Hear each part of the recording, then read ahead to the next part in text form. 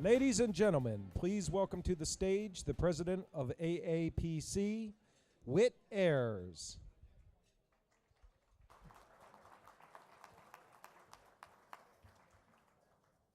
Hello again, everybody. I hope you had a great morning. We certainly have had some lively panels, I understand. I have seen a couple of them, and I understand from others that the ones I didn't see were particularly lively, and I hope educational as well. We are fortunate to have our lunch today sponsored by Google. You might have heard of the company. Their innovative search technologies connect millions of people around the world with information every day. Founded in 1998, it's hard to believe it is that new, by Stanford PhD students Larry Page and Sergey Brin. Google today is a top web property in all major global markets. Google's targeted advertising program, which is the largest and fastest growing in the industry, provides businesses of all sizes with measurable results while enhancing the overall web experience for users. Google is headquartered in Silicon Valley with offices throughout North America, Europe, and Asia. From Google, we have Andrew Roos. Andrew, stand up, take a bow if you would.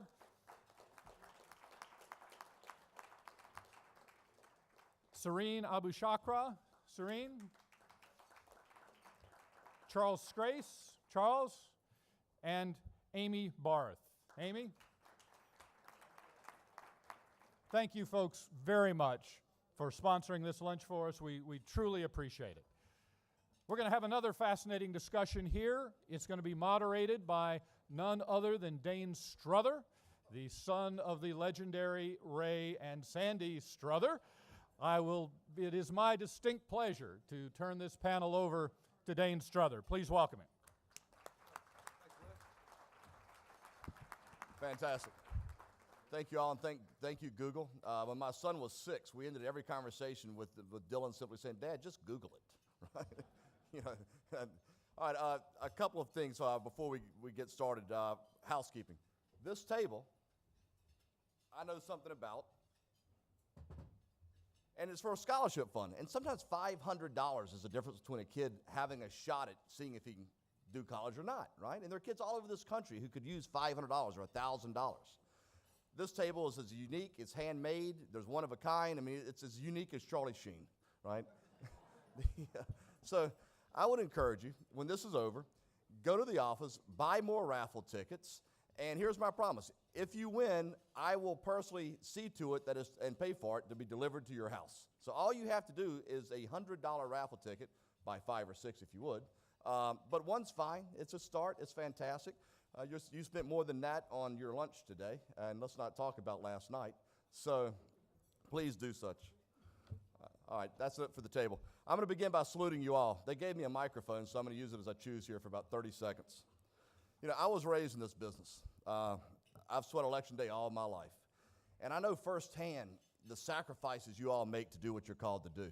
I also know firsthand the sacrifices your families make so you can do what you're called to do. We all have different viewpoints and visions in this room, but we all come to the same place. We want to feed our families and do best for as we can for our country. And there's no question about that at all. I'm proud of what we do. You know, we don't sell sugar water to children. We're out trying to make this a better place, however we see that it is. The midnight conference calls, working on any day that ends in the word day. Right? And look, a lot of the people we work for are fantastic, but let's be honest, a lot of politicians needed to be hugged more as children. So that's it for my editorializing. We are doing a panel on new media. So welcome to the new ride at the State Fair. This should be a lot of fun. Communication has changed more the past 4 years than perhaps any time since the advent of television. We live with 3 screens now, our television, our computer, and our cell phone. And to not use any of these 3 screens to communicate to voters is absolutely foolish. And you're going to end up doing it, so I would encourage you to do it sooner than later. 1/3 of America watches some television now on their computer. 1 in 5 Americans over the age of 55 watch some television now on their computer. And many of us sit near a computer or with a computer in our lap as we're watching television. So why not have a television ad you're watching, at the same time an ad on your computer for your candidate, and then when you get in your car, there's a text message.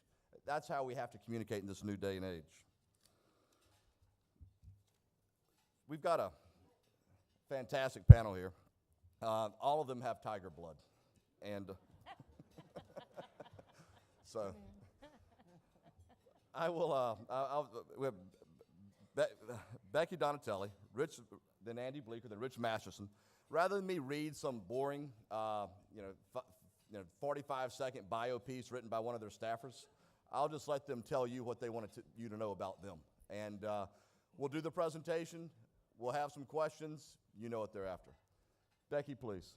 Okay, my name is Becky Donatelli. I'm president of Campaign Solutions, which we began in the year 1998 as well. But somehow Google's done a little better than we have. But anyway, I'm glad to be here today. I have two companies. Connell Donatelli is more geared towards the advertising sector, and Campaign Solutions is more geared to the holistic, whole approach to the internet for our campaigns and advocacy groups. And I'm a fan of Andrew Bleeker. Oh gosh. When Republicans and Democrats are getting along, you know something has really gone wrong.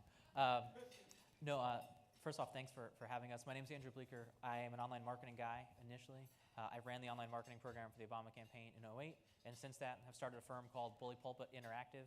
We handle full-service online marketing for everything from a lot of the major Democratic campaigns and committees, nonprofits, international groups, some of which are here, and corporations and advocacy groups around the world.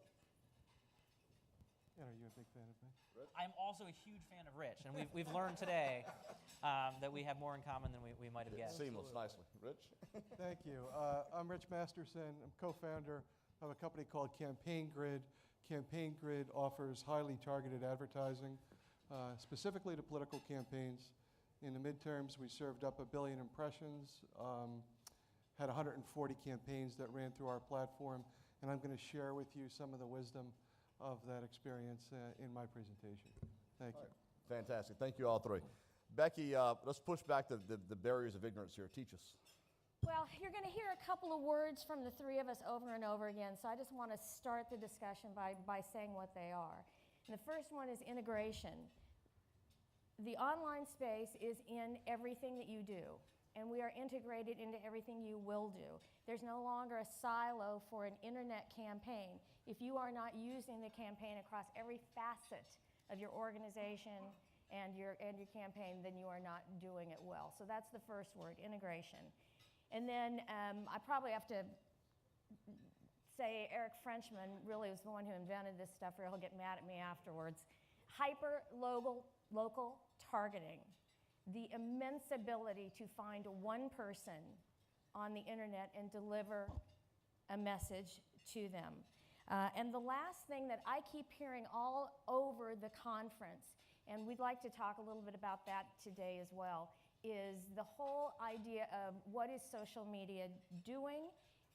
And the real question people want to know is, how do we monetize the like? It's not enough to just have a lot of people in one place at the moment. We all want to know how we can use it to our best financial advantage. So from there, I'll just pass it along. Great. I couldn't agree with those points more. I think what we've heard a lot about in this conference is tactics. We hear a lot about mobile, a lot about social or local or mobile video and how these all things work together. What I was hoping to do today was rather than go into tactics, I'm happy to talk about those if you have questions, to try to step back a bit and figure out what I think the folks in this room should know from my perspective. And what I'm hoping to do is just tell you the 3 questions that I get asked most and see if I can help answer them for you as a way to kind of set the ground here. The first is, what should I do online? How much should I do online? How much should it cost? How much should we do? And then, is it working? Wow, we did this campaign and I have no earthly idea if it worked. How should I have tried to measure that? Or should I have tried to measure that? So let me just take those one at a time. The first is, what should I do online? There are many, many things you can do on the internet, but not all at the same time. And I mean this in the best of possible ways, but that the campaigns that I would run for messaging and persuasion are very different than the campaigns I would run if I'm trying to build an email list or raise money or turn out voters on election day. And the best single thing we can do is to have a single goal, and the more specific the better, for any campaign that we're going to run. And I think that's really important. And understanding what that is going to tell us how we then measure it. the way I would look at measuring a like or a Facebook fan community is different depending on the goals of why you'd build that community and the goals of what you're trying to do as a campaign. So extremely, I think that is one key piece, is have a goal. The other thing in terms of what we should use is, or what we should do online, to me it's what are you trying to do offline? We're going to get back to this, but I don't like measuring online efforts in online terms. That's not helping us win the battle here. Many of you in this room, I've been, and certainly the folks on this panel, we've been banging on the door of media consultants and campaign managers and candidates for a long time trying to say, hey, there's something going on with digital. And one thing that I've realized is we got to stop talking about it as if it's different from the rest of the campaign. If you're trying to do something offline, maybe you are going to run, you're going to drop a mail flight. You're going to go up with TV ads on an issue.